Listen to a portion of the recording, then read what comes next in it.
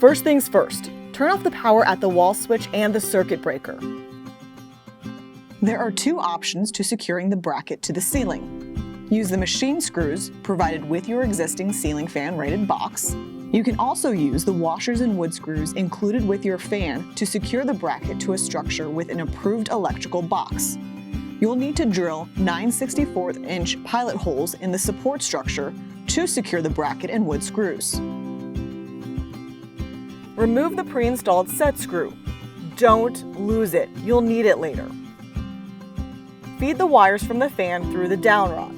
Hand tighten it until it stops, at least 4 to 5 turns. Cut the wires so 8 inches remain from the top of the downrod. Then, strip 3/8 of an inch from the top of the wires.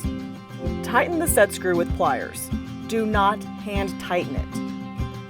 Slide the canopy over the downrod and wires. Pick up the fan by the housing or downrod and place the downrod ball into the ceiling bracket's slot. There are two options to securing the bracket to the ceiling for a low-profile fan.